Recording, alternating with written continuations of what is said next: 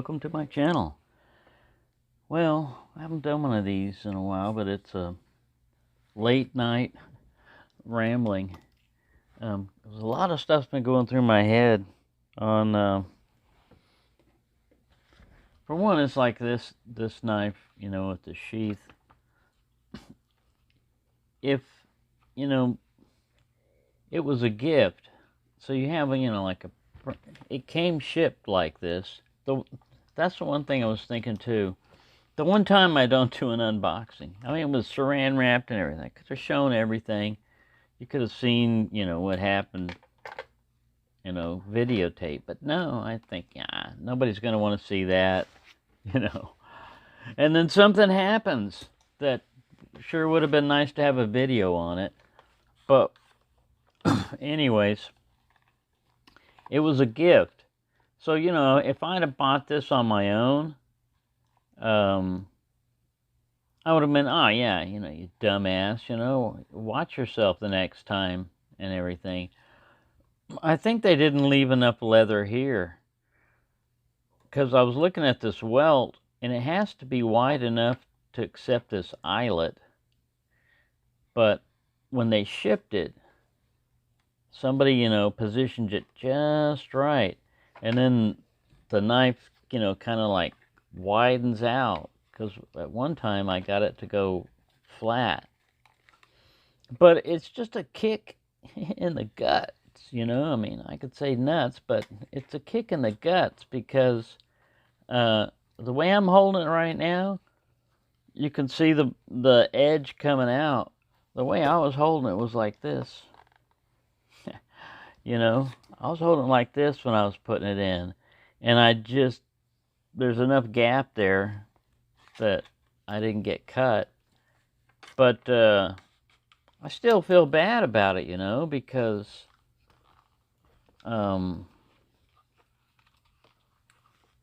even if it wasn't my fault, it's still, I consider it like my fault, because the knife came like this, it came sitting in the sheath. You should have been able to get it back in like that. That's one thing I was thinking about. And then another one was the whole, I see a lot of videos. It's not just knife videos, but a lot of videos, different things. And a person goes through, in the very first, I understand people want to make money on YouTube, but and I'm not faulting anybody that does this. I'm just saying it just gets to be, here comes the mantra, like and subscribe, follow me on Facebook, all this little, it's a spiel that they've written, and I understand you've got to sell yourself if you want to sell a product, but to me, like I said, I'm not after numbers. It gets hard to follow. I try to respond to every conversation or every comment, but if you get up to like 40,000-50,000 K, you're not going to be able to respond to every and you get that much further away from being like connected to your audience. And that was another thing I was thinking about, is like some people, like I noticed that YouTube did this. TikTok was real popular. I've never downloaded TikTok. I hardly ever. The only time I see any TikTok stuff is when it's sent through some other format, where they say, hey, look what happened on TikTok. I think it's for short attention span, man. I don't understand that. It's just like YouTube Shorts. I like them because they get a lot of views, but they also get a lot of, like thumbs down and stuff. Like a lot of people either don't like YouTube Shorts or whatever. To me, I don't care. Like I said, when you're throwing a Bowie knife into the ground, or any kind of knife into the ground, and doing a first stick, you don't need like a 5-minute video to do that. You can condense it down to 10 or 15 seconds, but why cater to people with short attention spans? I know a lot's going on in the world, but sometimes you got to focus on something or just let yourself go, you know? I mean, I don't agree with that, you know? And it's also, to me, like I said, what gets me with the subscriber thing and everything, it reminds me of an ad within, you've seen these also, where somebody will be, today's video has been, they won't always do it at the front. Sometimes they'll drop it, you know, like about 10 minutes into the video or 5 minutes into the video. Today's video is brought to you by our sponsor Warcraft or whatever, you know, and they go on for like a long chunk. I take my fast forward thing and I just slide it over and I try to find it as close to where they get back to talking, you know? It's built-in advertisements. That's why, I don't know if it does any good or anything, but I'm gonna leave off in the middle of the video ads, you know, and in the part of the monetization process or whatever, you can select some of these things, and one of the things you can select, they kind of caution you against doing it, you know, like, you're gonna lose a lot of money if you don't roll ads in the middle of it. Oh man, it's so annoying. Sometimes you're trying to follow a person's chain of thought, or they're about to say something, and boom, here comes something that has nothing to do with what you were watching, you know. It's like, God. Talk about attention span. You know, geez, man, I had a thought process going. You know, I could read a book. You know, I could read paragraphs and chapters. I wouldn't just go like 1 or 2 pages and like, that's too much. I can't take it. Too much information.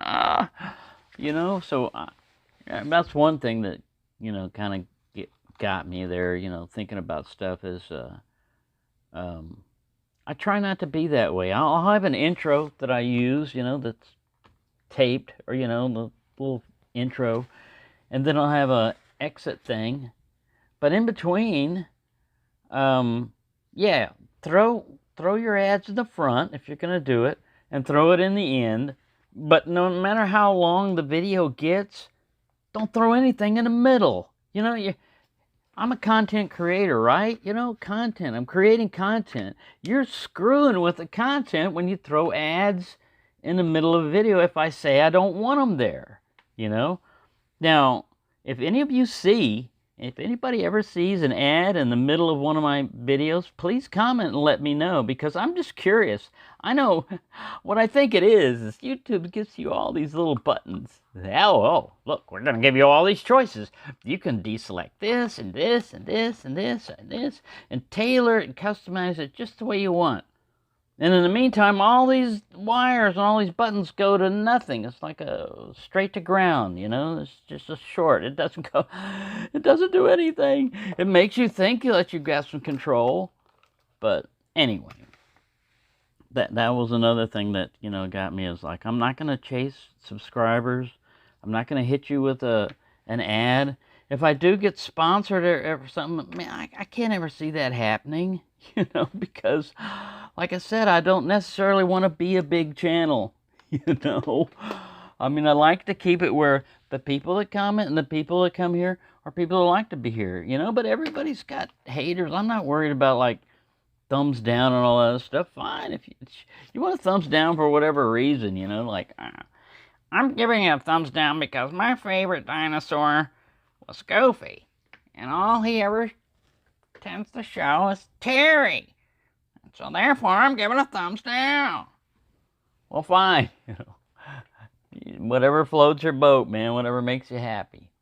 Like I said, I'm not gonna try to let things like that influence me too much. You know, because all this is my joy of knives. I'm not an expert on a lot of the stuff. It's like when I was reading up on, there's a lot of controversy on Nessmuk, because George, you know, Sears or whatever, I can't even remember his name now. He went under the pseudonym of Nessmuk and wrote stories in there. But, you know, anybody could do anything when you write a story. And the guy, you know, for this knife, for the size of this knife, it is thick. I just can't see the original one being this thick. simply because he had a hatchet. The whole thing was, skinning. A puka is nice, this is going to do good and everything. For skinning, that's no problem, doing that.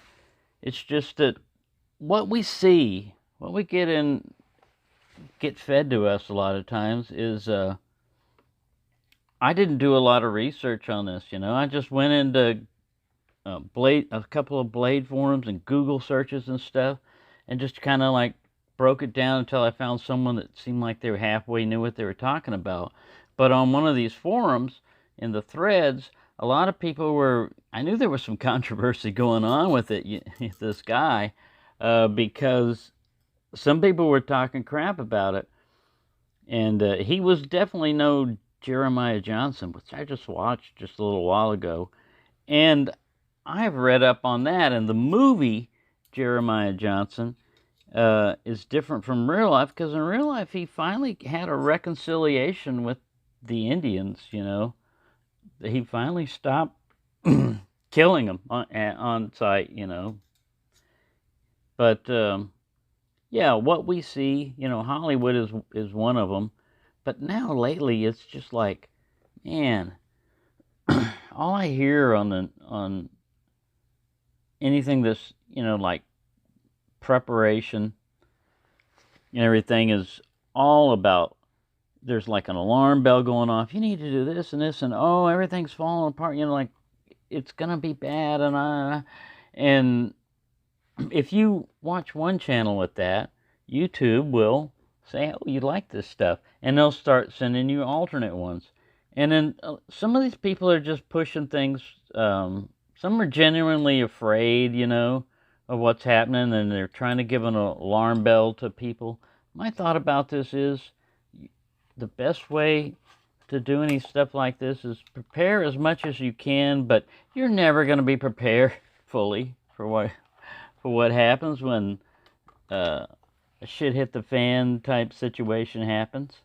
I'll probably have to bleep that out if I even monetize this one or get it monetized, but I'm gonna give them a warning. Hey, it's adult content, man. That's another thing. Why should we have to, you select on your thing that no, this content is not made for kids, and then if you use adult language like shit, and I don't understand what's the problem with using that word. I know kids are watching, right? So see right there, you have people fill out this little form that says, hey, this is not meant for kids. This is an adult content. You got to be like 18 years old. That's what an adult used to be listed as. And if kids watch it, yeah, it's fine to have a kid-friendly one and stuff, but for us to sit there and to not talk about adult subjects because kids might be present and everything, sometimes you got to talk about adult subjects. You don't have to cuss every time you're talking about a knife and stuff, But if you're doing one of these rambles, anything goes, man.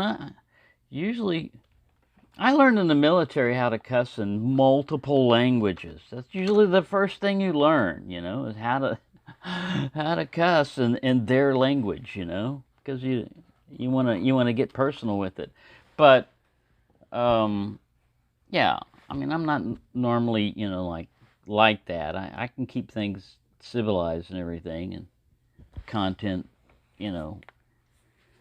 appealing to more than just one dynamic. I'm not going to make it like X-rated knives, but I'm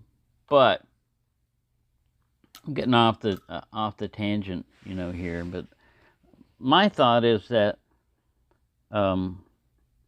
you have to take a break from this stuff. I try to do it every once in a while, but like I said, you're watching so many knife videos and stuff, and then here pops up one about war, and then here's another one that pops up about, somebody else warning about food shortages and the quality of food that's in the supermarkets and everything, and it's like, And if you say, well, I'm just going to watch a cooking one, well, then they start tailoring it to, oh, you like Mexican food. Well, no, I like all kinds of food, you know. Oh, I don't know. It's artificial intelligence is supposedly getting smarter, but it's still artificial and it's not intelligent, you know. Just to think, man, this stuff all started with ones and zeros, on and off. That's all a computer understands is binary language. And look what they've done with that, man. Now it's predicting human thoughts and desires and feeding it into ad revenue, you know, how to make money off people's emotions and stuff. That's another thing. They find that a lot of times you're fed things that that cause dissent. You know, like if there's a controversy and everything, it gets a lot of views. Why? Because it's controversial. You know, why? Because it's pitting somebody against somebody else. You know, it's not just the same mundane stuff about a knife. You know, this guy has an issue with that guy. Why? Well, let's find out. And then a bunch of people get over here and they say what they want to say, and a bunch of people get over here and they say what they. And in the meantime, the algorithm is happy. AI is happy because there's a lot of activity going on here. Doesn't matter if it doesn't mean crap. If the original thing was just like two people didn't know how originally to communicate with each other, you know? What it really comes down to a lot of times is two adults didn't know how to communicate with each other. Both of them have a channel. And people take sides, you know. I've been in the middle of those before too. That stuff happens, you know. Somebody that you like is this faction over here is coming over and attacking them all the time and calling them a bunch of names. And why? I don't know, because something happened originally between them, but they're getting personal with people here, so then the people over there go over there, and oh man. But drama, you know, money. Everything's driven towards money. It makes money. It has absolutely nothing to do with the real thing. It's got completely away from the subject matter, you know. It might have been based upon it, you know, like, only true knives are miniature. Only real people carry around miniature knives. You have to be a real man to carry a small Bowie with you. They're like, what? Oh, anyway, this one's rambled on quite a while. It's going to take forever to upload. But it's just one of those times when I've been tired and I'm exhausted. It's been hot. But I can't go to sleep. My mind is just speeding along and racing along with all these thoughts. Anyways, accident's going to happen.